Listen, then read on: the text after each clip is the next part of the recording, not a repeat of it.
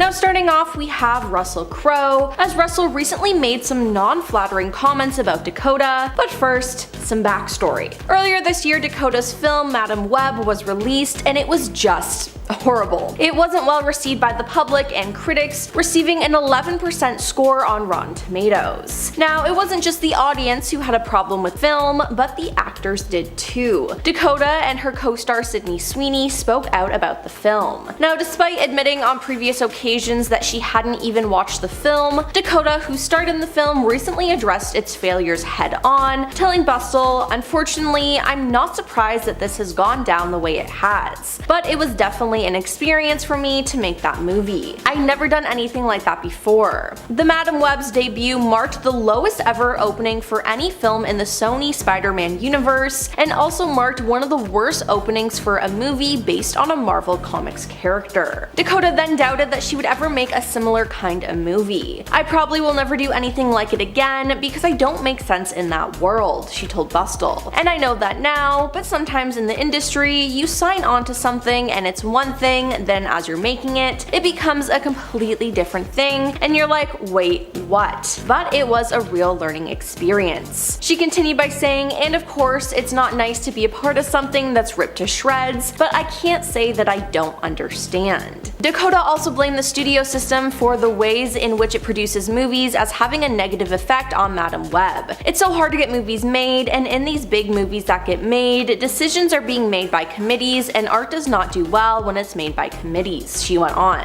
"Films are made by a filmmaker and a team of artists around them. You can't make art based on numbers and algorithms. My feeling has been for a long time that audiences are extremely smart, and executives have started to believe that they're not. All I gotta say is I agree with her there." Now she said, "I hadn't seen the movie, I probably won't, I don't know when I'll see it. Someday. Did you see the movie? I haven't. You know more about it than me." And listen, I don't blame her there. I watched it and it was painful to get through. This is definitely one of the worst movies. Now, Russell Crowe had a problem with her expressing how she felt, and he called her out. He said, "You're telling me you signed up for a Marvel movie and some effing universe for cartoon characters, and you didn't get enough pathos," he said in a recent interview with GQ UK. "Not quite sure how I can make this better for you. It's a gigantic machine, and they make movies at a certain size." Now, Russell, who did declare that he didn't want to make any comments to anybody else who might have said or what their experience is, also pointed out that he has experience with superhero films, having starred in DC's Man of Steel and Marvel's Thor: Love and Thunder. He's also in Sony and Marvel's upcoming movie Kraven the Hunter, which is set in the same universe as Madam Web. "These are jobs," he said. "You know, here's your role, play the role. If you're expecting this to be some kind of life-changing event,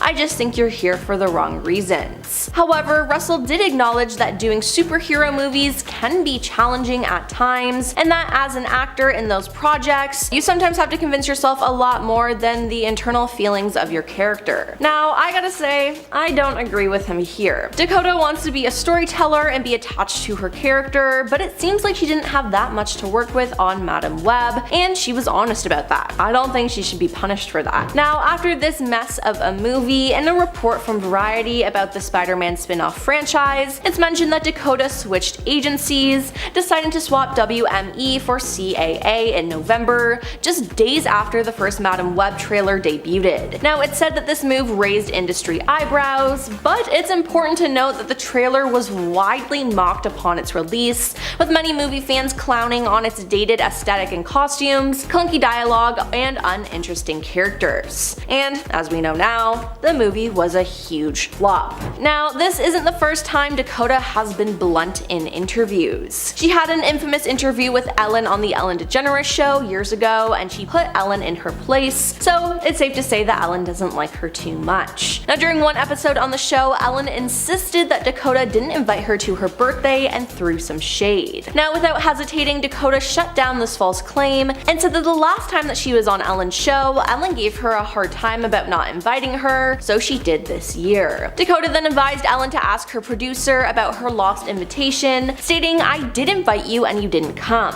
Ask everybody," before turning to Ellen's producers for backup. They then confirmed that the host had indeed been invited to the bash, but had chosen to not attend. Now, while it was an awkward exchange, it is one of the most iconic times someone has put Ellen in her place. Now, Dakota has altered our brain chemistry multiple times during her interviews, but one that sticks out was when she did her architectural digest open door house tour video. Now, during the video, she walked past a platter of fruit in her kitchen, which was limes, and she claimed, "I love limes, I love them, they're great, I love them so much, and I like to present them like this in my home." Now, it's safe to assume that these were staged for the interview, but she went so into loving them, fans were convinced that she truly did love limes. But later that year, when Dakota went on Jimmy Fallon's The Tonight Show, she admitted, "I actually didn't even know that the limes were there. I'm actually allergic to limes. I'm mildly allergic to limes and honeydew melon." Hey, at least she came clean, but what a strange thing to lie about.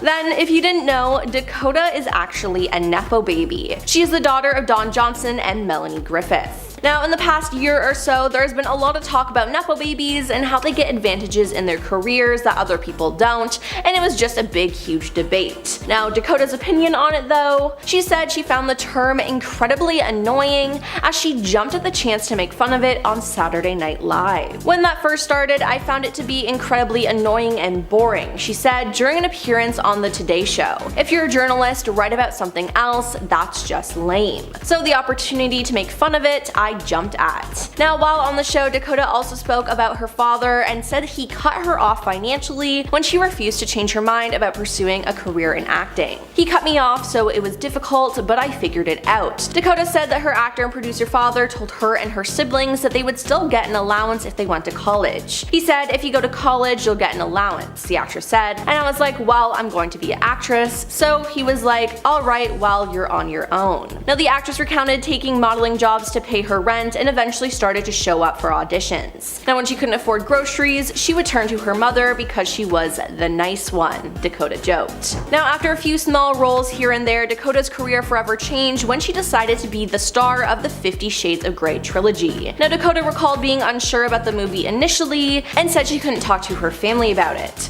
It was actress Emily Blunt's advice that encouraged her to say yes to the movie that pushed her into stardom. "I couldn't talk about it to anybody, nobody in my family knew," Dakota said in an interview with The Hollywood Reporter. "I was cast and I remember I spoke to Emily Blunt and I was like, should I do this trilogy because I want to have a really special career and I want to make a certain kind of film and I know that this is going to change things." She was like, "Effing do it if it feels right, just do it. Always do what you want to do." So she went through with the films, but there was rumors of a feud between Dakota and her co-star Jamie Dornan. But Dakota told Vanity Fair that there was absolutely no bad blood between them. She said, "There was never a time where we didn't get along. I know it's weird, but he's like a brother to me. I love him so much, and we were really there for each other. We had really trust each other and protect each other." However, she did say that working on the set of the 50 Shades films did feel psychotic too. This then led to an awkward interview with her own mother. Now, at the time of this red carpet interview with her mother, Melanie Griffith, her movie 50 Shades of Grey had recently come out.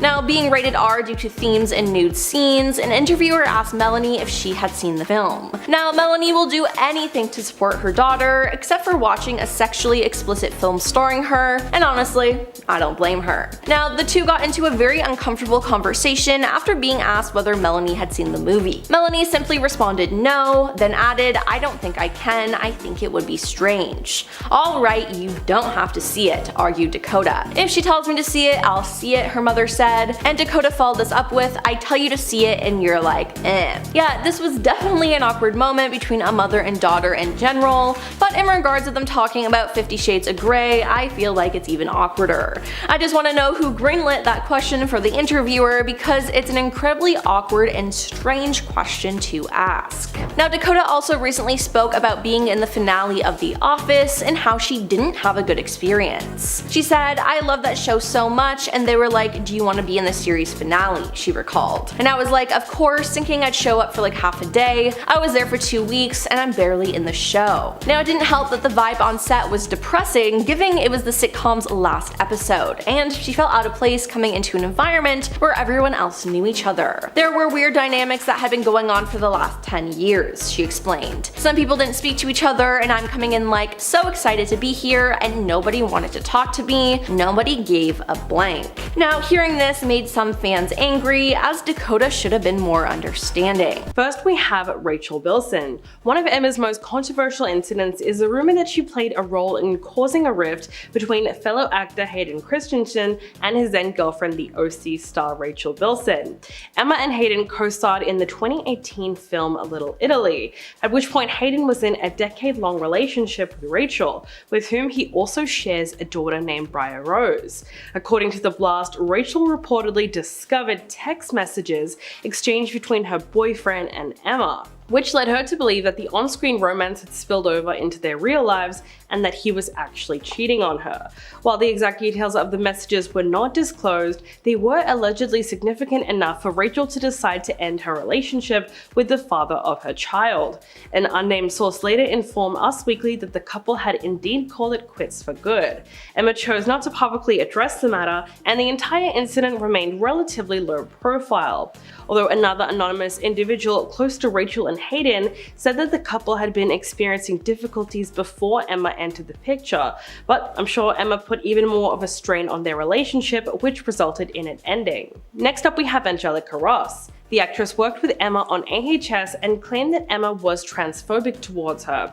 She first spoke out about the alleged incident during an Instagram live, saying, "I'm standing in front of Emma talking to her like this, and she's in front of me, with her back against the mirror."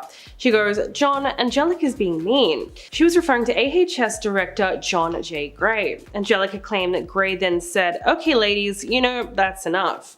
Let's get back to work." Apparently, Emma then looked at her and said, "Don't you mean lady?" which is pretty awful. Sadly, Angelica said that she feared retaliation if she reported the alleged incident. She admitted that she no longer spoke to Emma after that on-set encounter.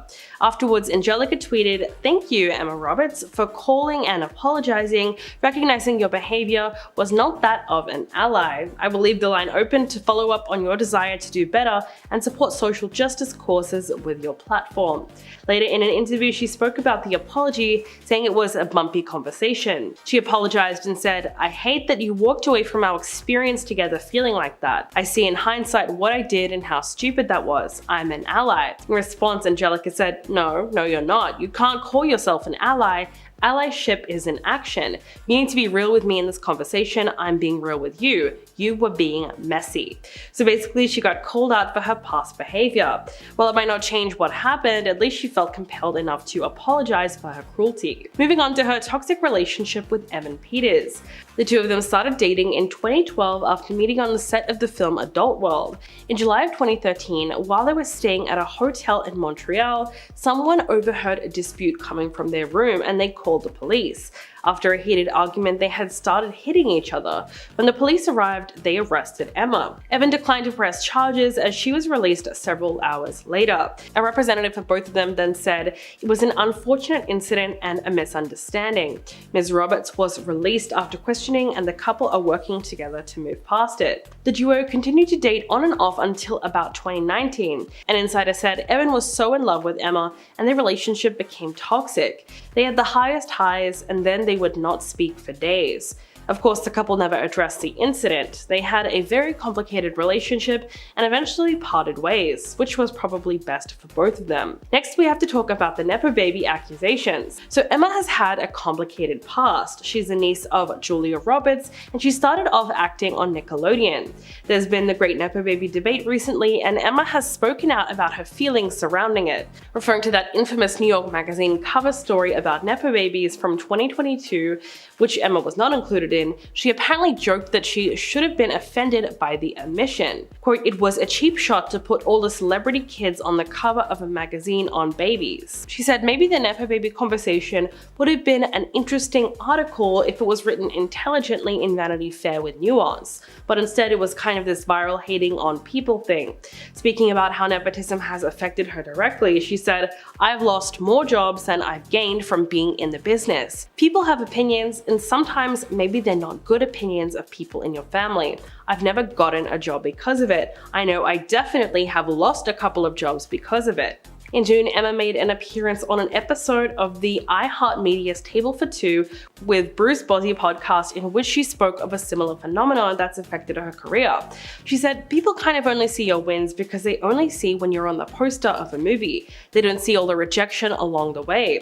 She explained that she's often open about when she doesn't get a role that she auditioned for because she believes people will otherwise think everything has been so great and so linear and easy. Earlier in the discussion, Emma said that while people often call out Nepo babies for having a leg up in Hollywood, the other side to that is that you have to prove yourself more.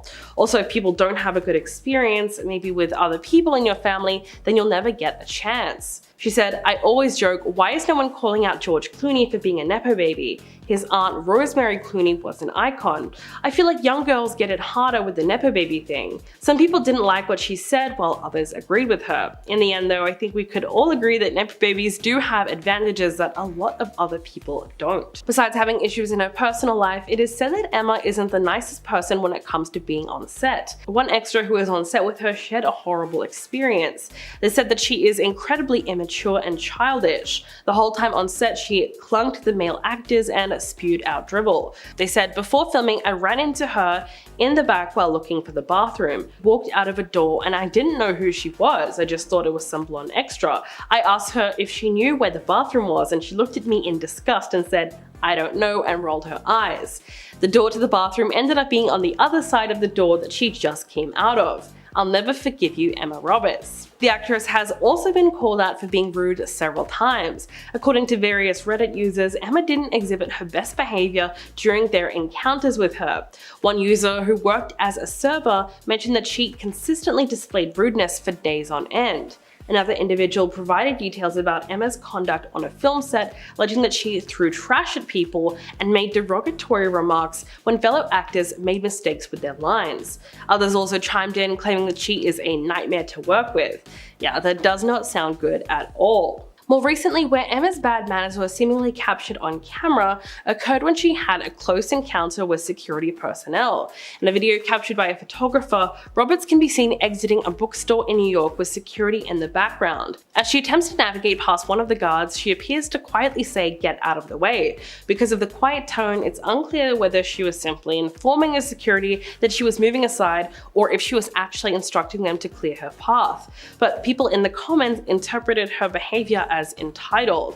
I mean, with everything that's come out about her past, I'm going to go with her being a little bit rude on this one. And strangely, she has also offended vegans. Emma faced a ton of backlash when she decided to promote cow's milk in March of 2023. In the caption of the video posted to her Instagram, Emma referred to herself as a lifelong milk drinker, citing the beverage as having essential nutrients that many milk alternatives don't have. People viewed this endorsement as an instance of exploiting animals already subjected to suffering for the sake of the milk that Emma has promoted. In response to the backlash, she disabled comments on the post. Emma has sold her soul to big dairy. Another person took it a step further, saying no mention of the environmental impact or consideration for mother cows who had their babies torn away from them. Stop supporting industries built on exploitation. Emma then refrained from addressing the criticism as was expected, instead moving on to post an unrelated photo just a few days later. Wesley Snipes has made a name for himself as an incredible action star, in demand for his skill set in acting and martial arts.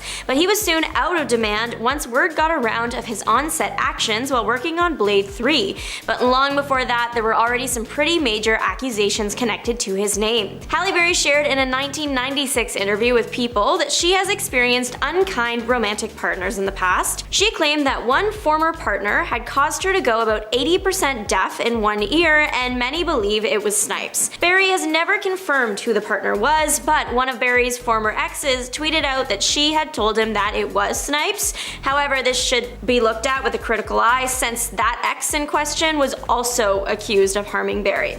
Snipes and Barry dated in 1990 for a short period after working together on Jungle Fever. When Barry was filming Strictly Business while dating Snipes, a production assistant claimed she was crying all the time. So no matter what happened between Snipes and Barry, the relationship was not a good look for him. It came out later that he can be equally as hard to work with on set.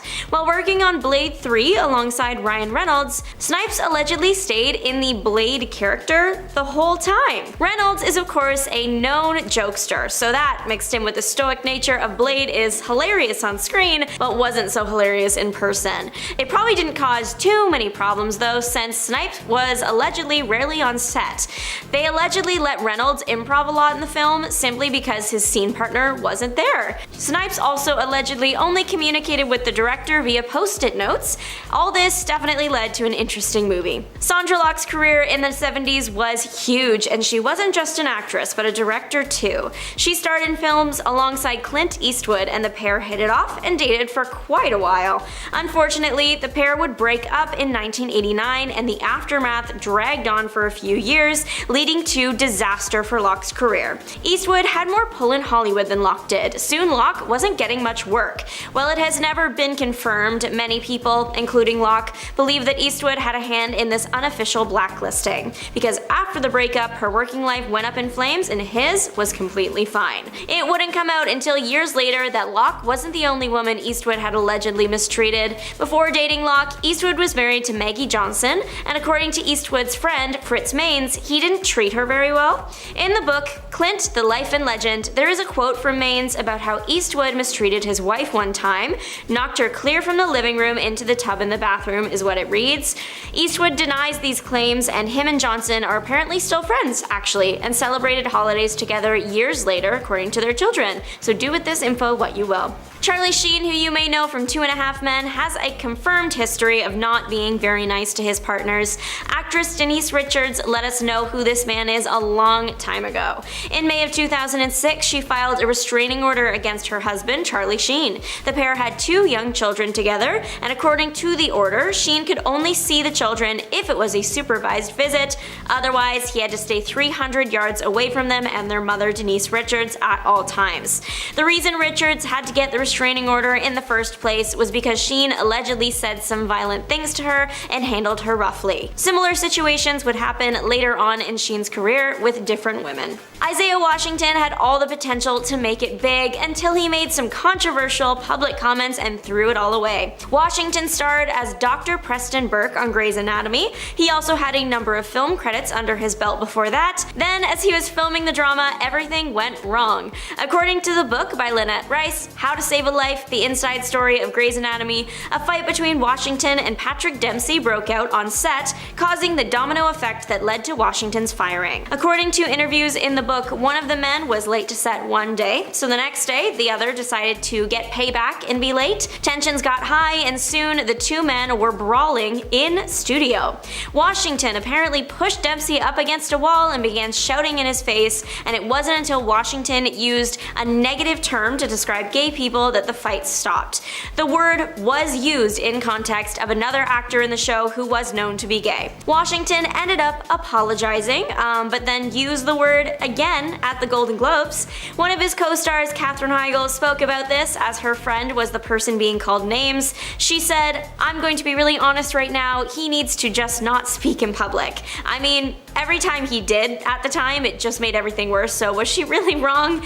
Even years later, Washington is using his voice to advocate for causes he believes in, but every once in a while he says something that completely misses the mark. That, or he's bringing up his departure from the show again. Jeanette McCurdy dropped some info about Ariana Grande in her book, I'm Glad My Mom Died. Jeanette and Ariana work on the Nickelodeon show Sam and Cat together. It was supposed to be a hit. However, right as they were filming season 1, Ariana's music career started to take off, and suddenly she wasn't on set much. McCurdy's book details how Grande used to regularly miss filming. According to the book, Ariana was missing filming to go sing at award shows, record new songs, and do press for her upcoming album, while show. In her own words, McCurdy said she had to angrily hold down the fort. McCurdy does admit that a lot of her ill will towards Ariana was rooted in jealousy. She was jealous of the fact that Ariana was able to miss filming and McCurdy hadn't had the same opportunity to do this when she had asked in the past. McCurdy writes that she had to turn down 2 features she had booked while working on iCarly because the team for the show wouldn't write her out of the episodes so she could film the features, whereas Grande would sometimes miss up to a week at a time. Rebecca Ferguson caught the attention of internet sleuths when she tried to warn us about a former co-star. Ferguson revealed that she was once screamed at on set by an unnamed but famous actor. Fans were quick to scour her past films and point fingers. Many fingers were directed at Hugh Grant. TV host and actor Jon Stewart did let us know that Grant's on-set behavior wasn't the nicest in a 2012 interview. Stewart said the actor would never be welcome back on the show that he had been working for at the time. He also said Grant was giving everyone grief the whole time and he's a big pain. Grant himself has actually admitted to on-set tantrums. In an interview with Total Film magazine, Grant admitted that while on the set of the new movie Dungeons & Dragons: Honor Among Thieves, he lost his temper with a woman in his eye line on the first day of filming.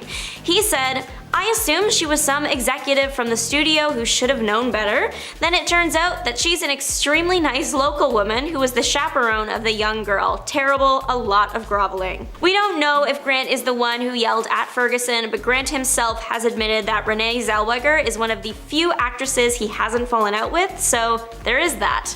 The iconic photo of Nicole Kidman walking out of the courthouse after divorcing Tom Cruise, it's a meme, need I say more, it just has a feeling attached to it. I don't think I have ever seen someone look so free and happy to be alive.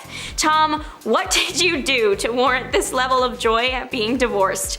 Apparently, at the time, Kidman thought everything was going well with their marriage. They had 2 adopted children, so when she got the divorce papers, she was shocked. Cruise said it was due to irreconcilable differences, but Kidman later told People our life together was perfect. Kidman did continue saying, "That was a great relationship, I think it ran its course." She hasn't shared much about the marriage, stating that it helped her feel safer in Hollywood. No one would dare cross such a big star by hurting his wife. And the 11 years that they were married were important for them and their kids. The Don't Worry Darling press tour, it was the gift that kept on giving. What do you mean Harry Styles spit on Chris Pine? What do you mean the lead actress allegedly had a feud with the director? Florence Pugh was pretty absent during the film's premiere at the Venice Film Festival, but she did make a red carpet appearance, notably staying away from the film's director and her co-star Olivia Wilde. While Florence hadn't gone on record explicitly saying anything, her silence was just as loud. Pugh seems super excited about the project when she first signed on, posting multiple times online expressing this, but when it came time to promote the film, she barely said anything. If she did, she almost always left Olivia Wilde out of the conversation. The few times Pugh had spoken about the film, it seemed like she was contradicting something Wilde said. A big sore spot that came up even before filming started was around the casting of Shia LaBeouf. LaBeouf had been accused of quite a few bad things by ex-FKA Twigs, and Florence allegedly did not feel comfortable working with him. At first, Olivia came out saying that she agreed and that's why he was fired. However, LaBeouf came forward and basically said Olivia was lying, sharing screenshots and a video from Wilde that made it seem like she was actually on his side. Around when these got released, Florence confirmed she would not be promoting the film with Wilde. There was also this rumor floating around for a while that Florence allegedly took on more directorial duties during filming, as Wilde was preoccupied with Harry Styles. That is yet to be, and probably never will be, confirmed. James Franco has found himself in hot water as 5 women have come forward accusing him of inappropriate misconduct, but we should have seen this coming if his past behavior on film and TV sets is anything to go by. Busy Phillips let us know the kind of person James Franco is from the beginning. The two worked together on the 1999 TV series Freaks and Geeks, and apparently neither enjoyed it. Busy claims Franco acted like a bully on set and once shoved her to the ground. Allegedly, while filming a scene where Busy lightly hit Franco on the chest, Franco, not in character anymore, grabbed Busy, screamed in her face, and then threw her to the ground. Allegedly, he was forced to apologize by the directors and producers, but not a good look for him. And finally, we have Patrick Stewart warning us about James Corden years before Corden was cancelled. It's no secret that the talk show host is no longer as loved as he once was, partly due to oversaturation of media, but also due to stories about the way he behaves when the cameras are off. Today, we have heard stories of Corden screaming at restaurant staff and acting in a rude manner, but Patrick Stewart called out Corden for this behavior a long time ago at the 2010 Glamour Awards. Corden was hosting the event, and according to Stewart, he wasn't doing a good job. As Stewart went up to present an award, he turned to Corden and basically told him to get his hands out of his pockets and look interested. Corden did answer that in the moment, saying, "Oh, you couldn't be more wrong, sir. You couldn't be more wrong, genuinely. And if it looked like that, I'm so sorry, but when you come up and present an award, just get on with it." The tone he used wasn't super nice, so Stewart did retaliate, and then it just got awkward. But years later, Corden has found himself on celebrity hate lists for similar behavior to this, so Stewart called it. Starting off with the trouble with the 2011 Oscars, which was infamously hosted by Anne and James Franco, well, it started well before showtime. The messy showcase has gone down in history as one of the worst Academy Award ceremonies of all time. Not the worst, but it's up there. When it came time to film stuff for the show ahead of time, Anne showed up ready to play, she was committed 110%, and James was described as being a great guy, but looked like he just woke up for a nap. Somebody described it as, you're showing up to a tennis court, one person decided that they were going to play in the US Open, the other one just wanted to play in jeans and maybe hit a couple of balls. A source who wrote for the live telecast says that he remembers hearing that the friction started when Anne decided to offer James Franco a stray acting note during rehearsals. She was like, "Hey, maybe you should try that." And he was like, "Don't tell me how to be funny." Yeah, it's no surprise they never cemented any kind of bond. Watching it was like the world's most uncomfortable blind date between the cool stoner kid and the adorable theater camp cheerleader. Apparently they've, kissed, made up now, but that all just sounds like the worst combination of creative hell possible. I'm fully aware that quoting Howard Stern is low-hanging fruit, but he's the walking definition of someone who has managed to make a career out of being a hater, and well, that was relevant for today. During an interview with James Franco, he said, "Everyone sort of hates Anne Hathaway, and I've explained that I do too, and I don't even know why sometimes. She's just so affected and actressy that even when she wins an award, she's out of breath, and then she has a standard joke that sounds like it's been written for her, and it all seems so scripted and acted. She comes off like the goody two-shoes actress and is just sort of fun to hate her." Howard went on to add, "Hate is a strong word, but I dislike her even though she's a great actress. Is that accurate?" James was like, "Well, I'm not an expert on Hatha haters, but I think that's what maybe triggers it." Wow, talk about the pot calling the kettle black. Not only that, but he had the audacity to talk about the disastrous Oscars hosting together, making it sound like she was the one who came begging to become friends with him again, instead of the other way around. Let the history books show he's the one who begged her to host with him. In the years leading up to Judd Apatow's Knocked Up, Anne Hathaway had proven herself to be one of the industry's most exciting rising stars. Seeing as before this she'd done Brokeback Mountain, Devil Wears Prada, Princess Diaries, she was becoming more and more sought after by the minute. Her prowess, her undeniable charm, they captivated this director's attention, and he was like, I think she's the perfect lead for my rom-com. But she backed out last minute after part of the script was like, not meshing with her. This was the scene that depicted a woman explicitly giving birth, and Anne was like, I think this is unnecessary to the storyline. In her own words, I turned down Knocked Up because it was going to show a vagina. Not mine, but somebody else's, and I didn't believe that it was necessary to the story. Now, yes, the director did say there's no bad blood now, but apparently back in the day that wasn't the case. Leaving a director scrambling last minute isn't the girl boss move Anne thought it was, and it only added to her diva reputation, which I'll touch on more in a moment. Looking back, movies like Knocked Up were kind of like the epitome of early 2000s romantic comedies that were very much a product of the times. And while a lot of folks still appreciate such films, yeah, you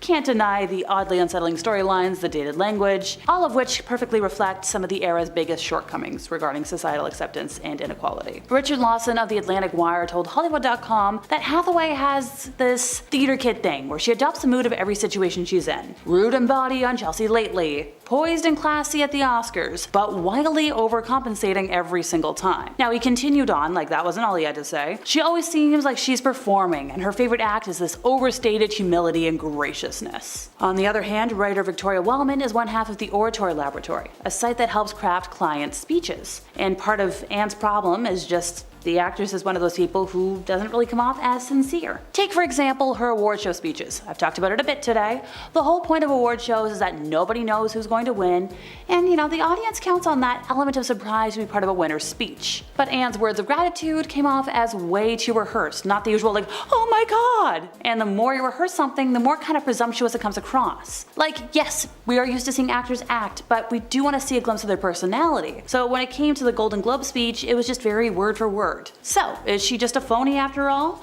Or is she someone who wants desperately to fit in and she's trying her best? I'll let you decide in the comments. I don't think Matt Lauer is on the top of anybody's most liked list these days, and it's pretty obvious why. But hey, back in the day when this man was still employed on the Today Show, he had a pretty icky interaction with Annie that needs to be noted. So, 2012, Anne's on a press tour for Les Mis, and a photographer crouched down as she got out of a car, and he got an upskirt photo, which was a horrifically sleazy thing for this pap to do. But then Anne was a guest on Today, and Matt was like, that's a you problem. Specifically, he opened it with like, nice to see you. And then, seen a lot of you lately.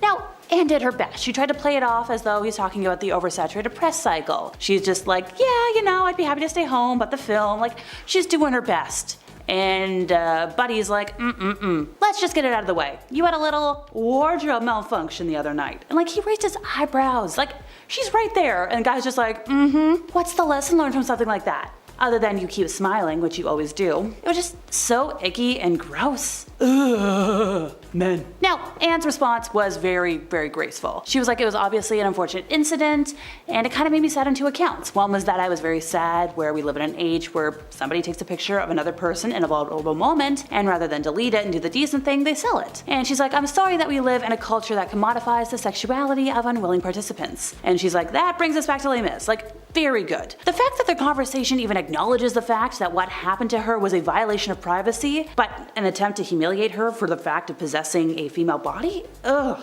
It just hurts my brain. Matt frames the conversation as though what happened to her was an error on her part that she's got to learn a lesson from. And just his way of doing it and his instinct to raise the question in the first place reinforces this awful ideology where women's bodies are both inherently humiliating and public property. It's this ideology that helps perpetrate a culture in which men can just, harass and do whatever they want to women in private and get away with it.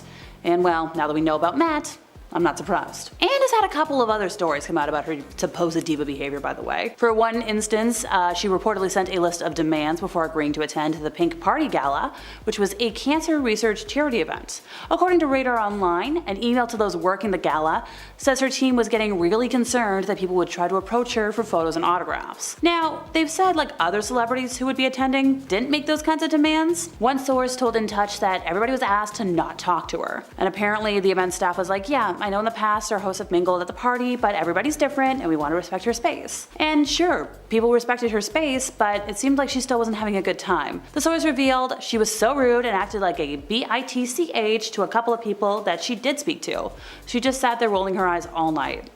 Not a good move, girl. Anne was apparently a nightmare to deal with for an on-set chef, setting back her breakfast multiple times. For context, she was shooting a commercial on the Paramount lot and she wanted to order an English muffin, a poached egg, and an avocado for breakfast. TMZ reported that she sent the dish back not one, not two, 4 times. So the first time the meal was brought to her, apparently the poached egg was too runny.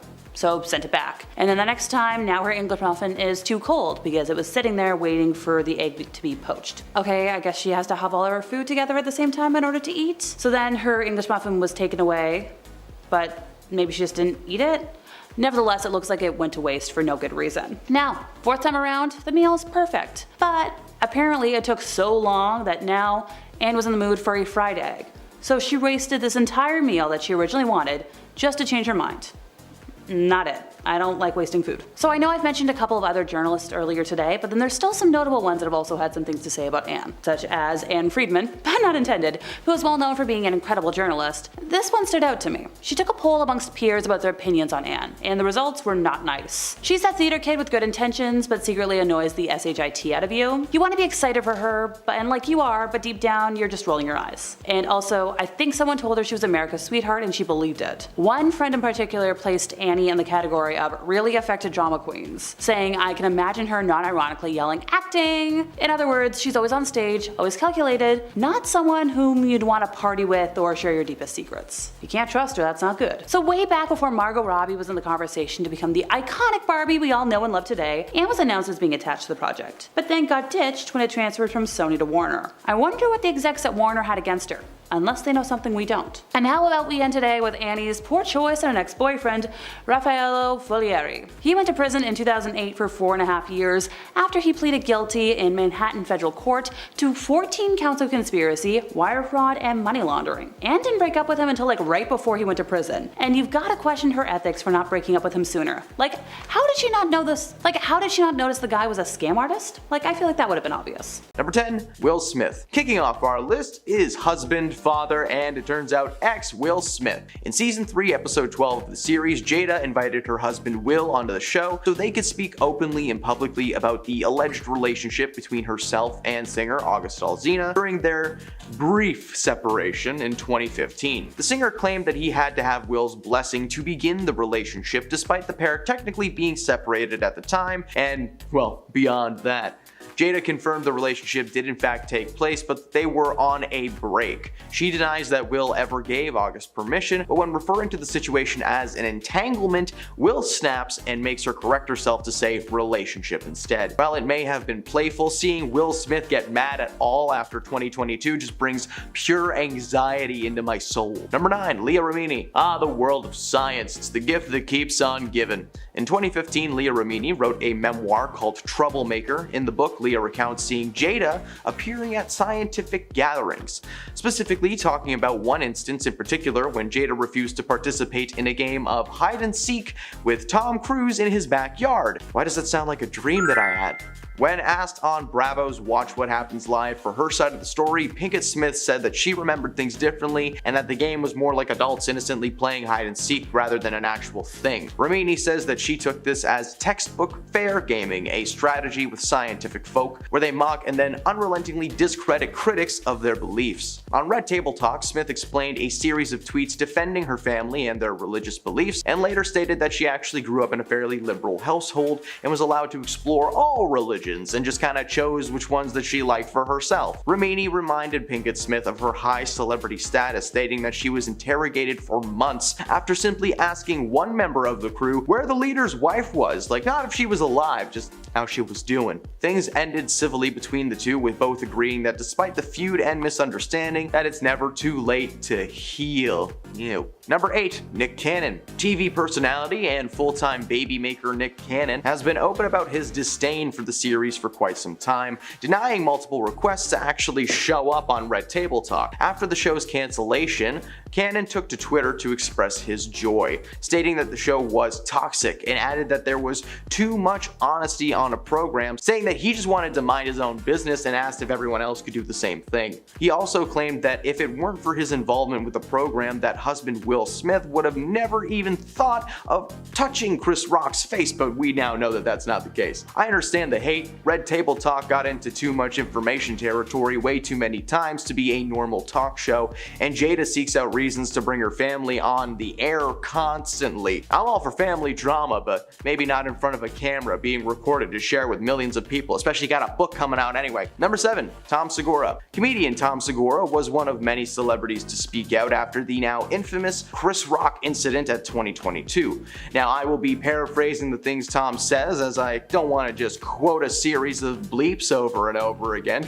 It gets rough. Tom tweeted, "This girl has been bald. Jokes about it or her are fine. It was tame AF. You super sensitive about it? Buy a wig." Boom. Roasted. While Pinkett Smith hasn't herself commented on the posts, many fans were quick to defend Jada and call out the comedian as a bully. Fans of Segura know his style, and he kept to that, responding to the haters, comparing their sensitivity to a certain member of his anatomy, before posting a video of him landing in New York City and stating, "Just landed in NYP, you dusty bald-headed snitches. See you at the show." Personally, I'd love to see Jada and Tom go head-to-head in a roast battle. If we could put that on the air instead of everything that's been on the air, that would be great. Number 6, Gabrielle Union. The beef started 17 years ago, a long time to hold a grudge, but why? Well, They don't really know. Jada brought Gabrielle onto the show to address the fact that despite the two always crossing paths and being cold with each other, that neither could remember what caused the tension. Union called Jada on the phone and they both attempt to piece together what exactly left such a terrible taste in each other's mouth. They tried and tried, but they could not remember, and eventually Union agreed to appear on the show, where the two just kind of put the past behind them and they laughed it off, chalking it up to the drama of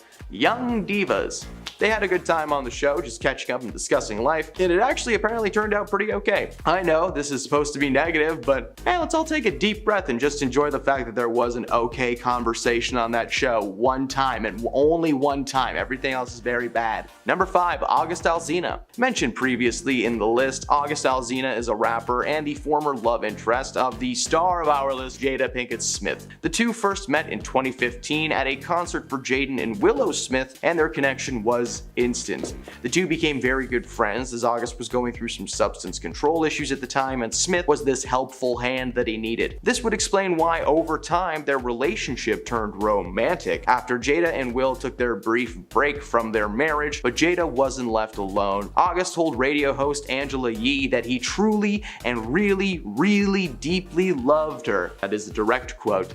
Unfortunately for August, Jada thought it would be a wonderful idea to bring out her husband Will and air out their dirty laundry on Red Table Talk. August was revealed as a secret lover, but the Smiths say that they reached a level of unconditional love within their marriage. But we all know that they've been separated for 7 years, so that was bull poo poo. Number 4, Jaden Smith. Another member of the Smith family, Jaden is remembered by many as the little guy from the Karate Kid remake, but he's now mainly known for his singing chops and fashion abilities actually. Jaden has been living in the shadow of his father from day one, being thrust into the limelight before he even hit double digits. With famous parents comes challenges, and one of those challenges seems to be a lack of hugs. The Smith kids are famously left to their own devices and have been financially independent from a very young age, meaning they never really had to ask mom and dad to help buy them something because they just did it themselves. They had the money. They can make that much now. Episode of Table Talk, Jaden confronts his mother on the way he was raised, claiming the style of parenting ruined his life and his ability to connect with people. Jaden has consistently been a good soul in the media and is extremely loyal to his fan base, something that he most certainly didn't learn from his mother. Number 3,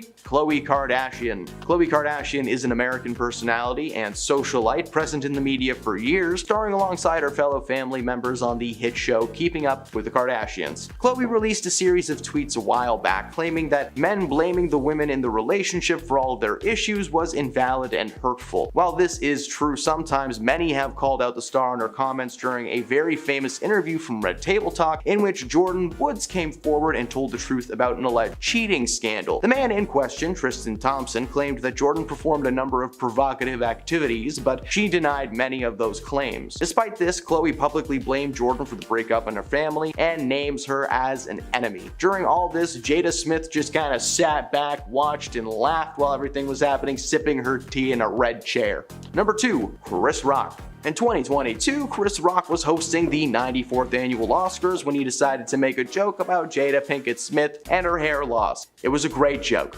Immediately following the joke, which landed for everybody else in the audience, Will Smith stood up, walked on stage, and clocked Chris in the face. Now, initially this was seen as a joke between the two, but then Will started shouting several times at Chris to keep his wife's name out of his mouth. It's still burned into my memory to this day. Chris handled the situation well, getting back to the festivities and just kind of keeping the night going along. But then, Will Smith won the Oscar for Best Actor. Rock took to social media to address the controversy and let everybody know that he meant no harm and felt the response to have been highly extreme. He also claims that if Jada had found the joke funny, nothing would have happened. In fact, moments before walking on stage, you can see Will Smith giggling. It's almost like she whispered, "Get him," and then it activated some kind of a destruct code. Jada posted several videos claiming that Rock was dragging the situation out too long and to put the past behind him. "I'm sorry, Smith family, no Ben in Black mind eraser things here. Those aren't real. That was just a movie." It's just a movie, Nate. Number 1, Cherie Zampino. Filipino. Don't recognize that name? Well, only hardcore Will Smith fans might, because Cherie is Will's ex-wife. Briefly married in the mid-90s, Will and Cherie were adorable together, regularly appearing at red carpet events and movie premieres. Adorable and inseparable. It's cute. But behind the scenes, things weren't peachy at all. It was revealed on an episode of Red Table Talk that Jada Pinkett Smith briefly partook in an affair with Will in 1995. Jada claims that Cherie and Will were towards the end of their relationship and was simply in her eyes dating a newly divorced man. She would later admit that technically that wasn't true, and while Will was divorced, hadn't really come into play yet. Cherie discovered what was taking place and went off on the couple, and not long after, ended the marriage. In 2018, the two got back together to speak candidly about the incident on Red Table Talk. Just another one of the terrible, terrible episodes that I truly recommend that you don't watch. Number 10. Will Smith. Kicking off our list is husband, father, and professional smack master himself, Will Smith Esquire. In season 3, episode 12 of the series, Jada invited her husband, Will, onto the show so that they could talk and speak openly and publicly about an alleged relationship between herself and the singer August Alsina during a brief separation in 2015. The singer claimed that he had to have Will's blessing to begin the relationship in the first place, despite the pair technically being separated at the time. Jada confirmed that the relationship did in fact take place, but they were on a break, you know? Like, come on, they were on a break. She denies that Will ever gave August permission, you know, but when referring to the situation as an entanglement, Will snapped and he made her correct herself, saying, hey, it's a relationship, okay? Say the word relationship. Now, while it may have been playful, seeing him get mad at all after 2022 just brings pure anxiety into my soul. So please keep calm and Will Smith, go on. Number 9, Leah Remini. Scientology, the gift that just keeps on giving. Well, in 2015, Leah Remini wrote a Scientology exposing memoir called Troublemaker. In said book, Leah recounts seeing Jada appearing at Scientology gatherings, recounting one instance in particular when Jada refused to participate in a game of hide and seek in Tom Cruise's backyard. Why does that sound like the start to just a really bad joke? That actually happened? That's something that happened? Wow. I want to go to Tom Cruise's backyard. When asked on Bravo's Watch What Happens Live for her side of the story, Pinkett Smith said that she remembered the story differently and that the game was more like adults innocently playing hide and seek with their children. But Remini says she took this as textbook fair gaming, which is a strategy with Scientologists, where they mock and then unrelentingly discredit critics of their religions. Now, on Red Table Talk, Smith explained a series of tweets defending her family and their religious beliefs, later stating that she actually grew up in a fairly liberal household and was allowed to explore all religions and just simply choose for herself which one she wanted to commit to. Now, Remini reminded Pinkett Smith of her high celebrity status and stated that Remini herself was interrogated for months by the Scientology community after just simply asking one member of the church where the leader's wife was. Like, not if she was alive, just how's she doing, you know? Things ended civilly between the two, with both agreeing that despite the feud and misunderstanding, that it's never too late to heal. Number 8, Nick Cannon. TV personality and full-time baby maker Nick Cannon has been open about his disdain for the series for quite some time, denying multiple requests to appear on the show. But after the show's cancellation last week, Cannon took to Twitter to express his pure joy, stating that the show was toxic and added that there was too much honesty to the program, saying that he just wants to mind his own business and asked that she does the same. He also claimed that if it weren't for his involvement with the program, that husband Will Smith would have never even thought of slapping Chris Rock, and that she somehow stoked the fire that fueled his rage that night. I understand the hate. Red Table Talk got into too much information territory way too many times to be a normal talk show, and Jada seeks out reasons to bring her family on there constantly. Now, I'm all for family drama, but not in front of a camera, you know, being recorded to share for millions of people. I don't need the world to know that. Cannon is no stranger to family drama, but you can just Google that. Number 7, Tom Segura. Comedian Tom Segura was one of many celebrities to speak out after the now infamous Chris Rock incident at the Oscars in 2022. Now, I'll be paraphrasing here as I don't want to just quote a series of bleeps over and over again. That's no fun. So Tom tweeted, "This girl been bald. Jokes about it or her are fine. It was tame AF. You super sensitive about it? Buy a wig." Boom. Roasted. While Pinkett Smith hasn't herself commented on the posts, many fans were really quick to defend Jada, calling the comedian a bully.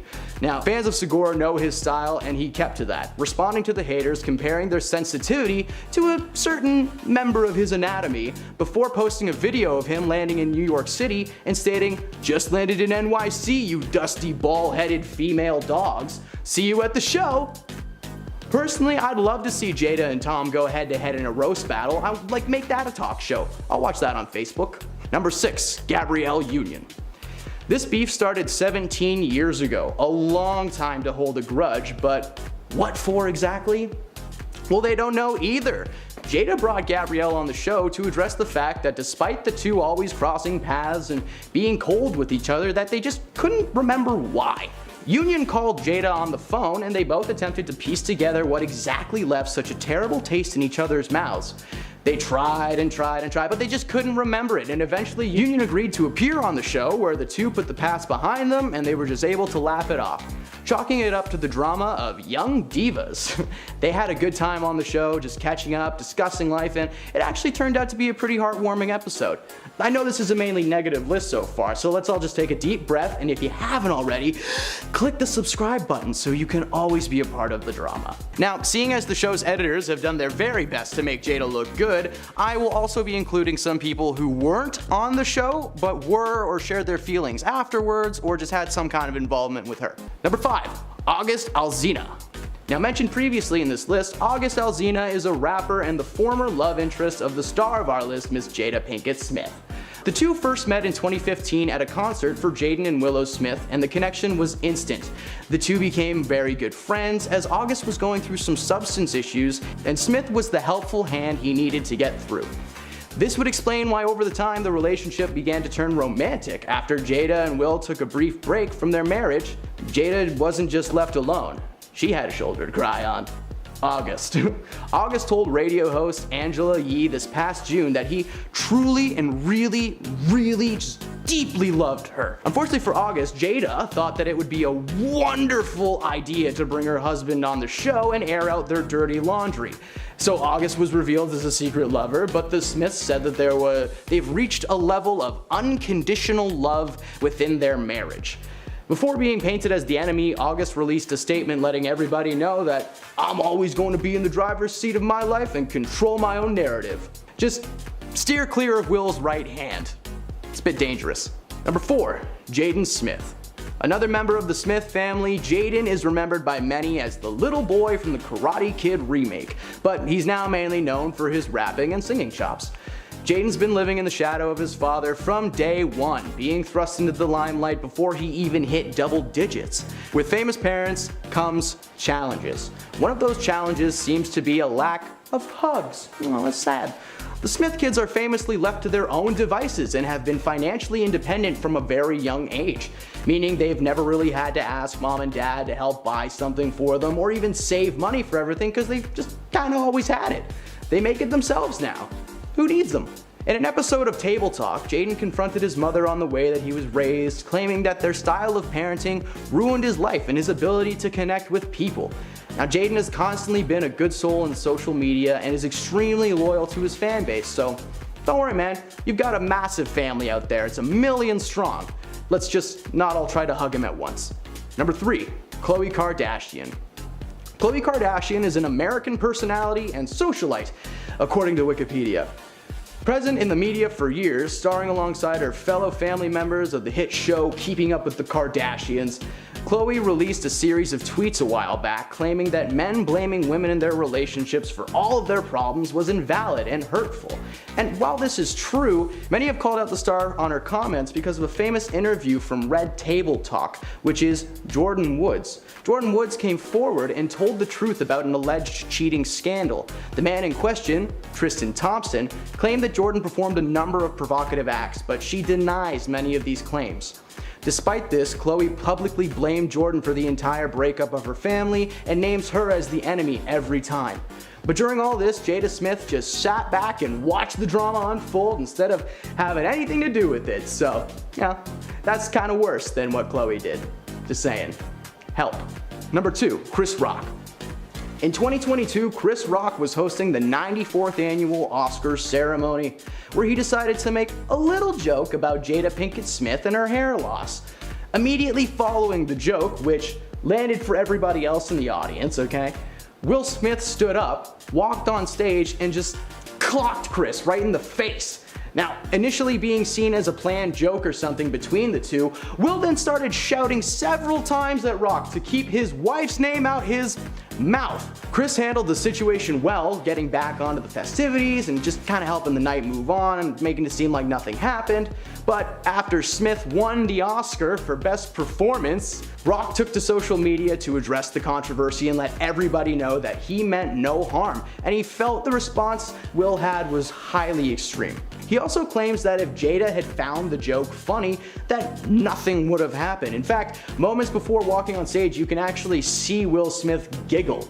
Like, it's almost like she whispered at him, like, "Get him," and it activated some kind of kill code or destruction code, and he just went for it. Jada posted several videos claiming that Rock was dragging the situation out too long and to put the past behind them, but I'm sorry, Smith family, there's no Men in Black mind erasers here, okay? Chris Rock can still hear the ringing in his ears today. Come on. Number 1, Cherie Fletcher. Let me guess, you don't recognize that name. Well, only hardcore Will Smith fans would, because Cherie is Will's ex-wife. Briefly married in the mid-90s, Will and Cherie were adorable together. They were regularly appearing at red carpet events, movie premieres, just adorable, inseparable, wonderful. But behind the screen, things weren't all peachy. It was revealed on an episode of Red Table that Jada Pinkett briefly partook in an affair with Will in 1995. Now, Jada claims that Cherie and Will were towards the end of their relationship and was simply, in her eyes, dating a newly divorced man. But she would later admit that technically that wasn't the case, and while Will was technically divorced hadn't really come into play yet, Cherie discovered what was taking place and went off on the couple. Not long after that, ended her marriage with Will Smith. And in 2018, the two got back together to speak candidly about the incident on Red Table. Definitely an episode worth checking out. Number 10, 50 Cent. Jada and her entanglement with August Alsina was news that shocked the entire world when it was revealed on Red Table Talk. For 50 Cent, this was the most annoying thing that he's ever had to deal with in his entire life. Following the revelation, social media users were flocking to Instagram, sharing their opinions and messages with their friends, including 50 Cent. He contacted Will Smith, his buddy, and ended up cursing him out. 50 asked him why Jada said that on a show for the world to see, adding that she said only she can give permission for someone to blow her back out. I'm not really sure what that means, like with an air pump? Will responded with more swearing, and in October of 2021, 50 decided to comment on the marriage again, having the exact same issue that a ton of people are having with this woman. Jada is picking and choosing her moments to make things happen. She's revealing information about her book because it's stirring the pot. If you watch the interview where she revealed all this information, you can actually see her just kind of like zoning out and faking her way through the entire interaction. All the while she's just maniacally laughing in her head. Just 50 posted on his Instagram asking Jada why she had to share her life story with the entire world when it just calls her character into question every single time. Number 9, Will Smith. If there's anyone on this planet that has the right to not like Jada Pinkett Smith, it's her estranged husband, Will Smith. Seeing as they've secretly been separated for 7 years, he surely holds some tinge of frustration towards Jada. This man has endured public humiliation several times, both caused by him and by Jada. And in this past week alone, Jada has revealed so much information about her marriage to Will and what's really been going on behind the scenes. Not only were they separated, but it's been revealed that she was in love with the late rapper Tupac Shakur. Yeah, Will has been blindsided by all this information and is taking it as well as he can. Jada's book isn't even out yet, and this man is already stressed out, so of course he's starting to truly hate Jada. Number 8, Stacey Dash. Stacey started her career just like Will Smith, in a small project in the 1990s. For Will, it was Fresh Prince of Bel-Air, and for Stacey, it was Clueless. But as Will got into movies, Stacey made a move into the world of politics. When Will and Jada announced that they were boycotting the Oscars in 2016, Dash was front and center in the crowd of confused people. Stacey went on air to share her views, which made sense. The issue that Jada and Will had with that year's event, for those of you who don't remember, however, was that there were no people of color nominated for an Oscar in a majority of the categories. So Will and Jada, along with a lot of other people, announced they'd be boycotting the event. Stacey called Jada's choice questionable because the real issue for her was not that there was no nominees, but that Hollywood hadn't given a lot of people of color the opportunity to even perform in leading roles that year. As the years went by, more and more opportunities have arisen, and as we all know, Will Smith eventually won an Oscar. Real Cinderella story. Get this guy some glass slippers. To summarize, Jada Smith bad, and she is not allowed in the Oscars anymore. Number 7, Gabrielle Union.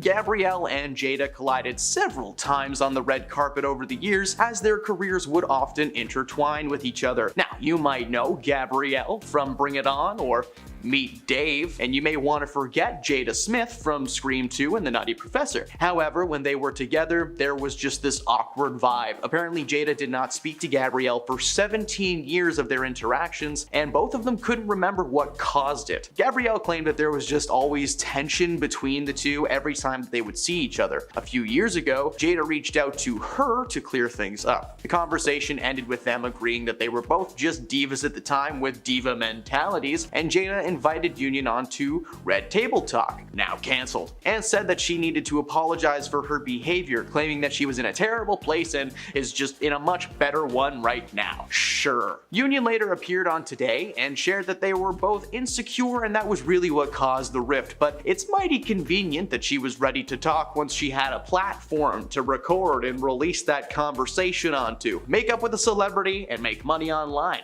Double whammy. Number 6, Vivica A. Fox. Vivica A. Fox is best known for her roles in movies like Independence Day and Schmill Bill. She made her opinions on Jada public when Will did his thing at the Oscar ceremony in 2022. Vivica claimed that Will deserved a second chance while bashing Jada's comments on the situation. While she was on the Wendy Williams show, Fox tearfully reacted to Jada's Red Table Talk remarks about moving forward after the incident. Vivica was Will's co-star in Independence Day, and she also worked with Jada on the film Set It Off in the same year. So she was familiar with these two and had a little bit of a relationship with them. Jada's comments following the show were that she had no part in what happened at the Oscars and just felt horrible, thinking the whole thing was a skit. Whether she did or not, she didn't make a single attempt to stop Will Smith from getting onto the Oscar stage, and that's kind of her big problem with the night. Number 5, Chris Rock. Now, ahead of the release of her new book, Jada has revealed a ton of information,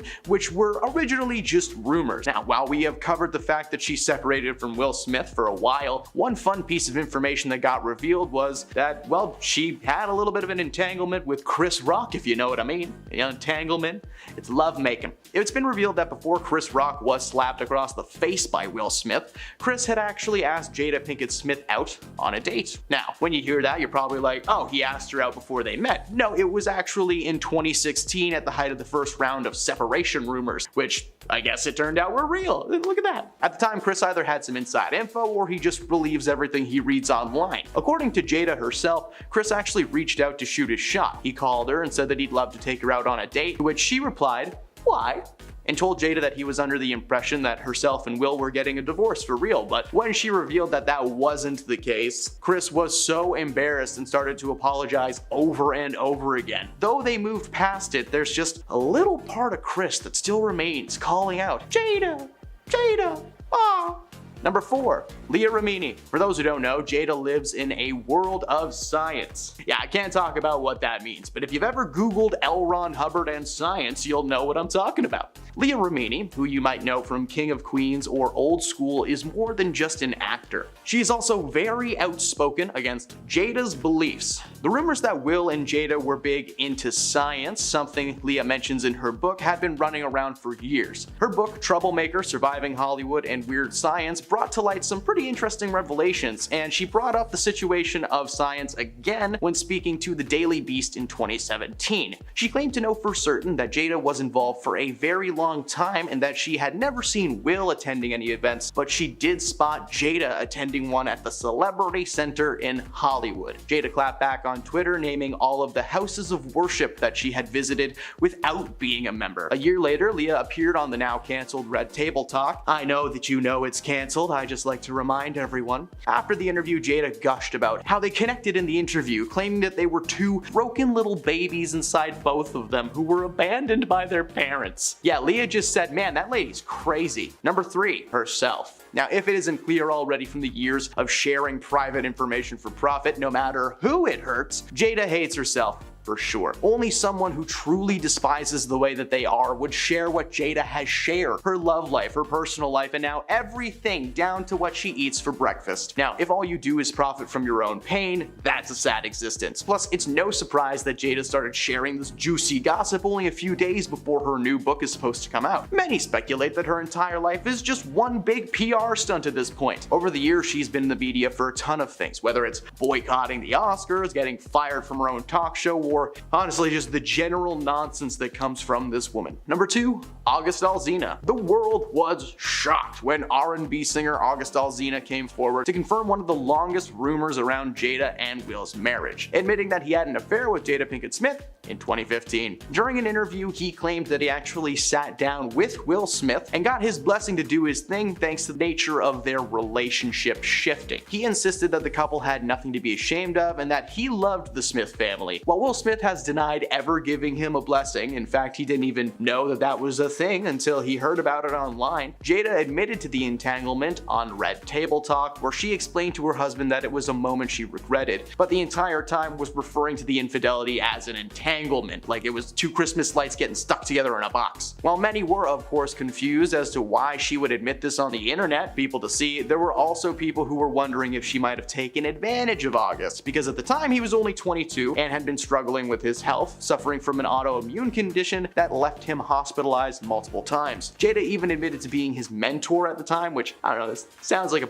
pretty weird mentor-mentee relationship. And at number 1, Janet Hubert. Now, Will Smith got his big break in the acting world thanks to his success on the sitcom Fresh Prince of Bel-Air. The show followed him as the titular prince living with his family in Bel-Air, surrounded by cousins, uncles, and Aunt Viv. And in season 1, Aunt Viv was played by Janet Hubert Witten, but as a lot of people know, she was recasted after an on-set feud with Will got a little bit too heated. According to Will, Janet thought that he was an antagonist in her life. She had been in the business for years, when suddenly Will Smith was this young dude who popped into her life and he got her leading role on a show. And he got a leading role on a show. She held a tinge of jealousy towards Will and he just walked into town, got the gig, and that was it. Well, that's what happens when you're good at your job, right? She was trying to convince the producers to give her character more screen time and allow her to breathe, but they said no because it wasn't her show, it was Will's show. So she fought back hard and it was ultimately decided that she was gonna sit out for the rest of the series and be replaced by Daphne Maxwell Reid, who we all know as the main Aunt Viv.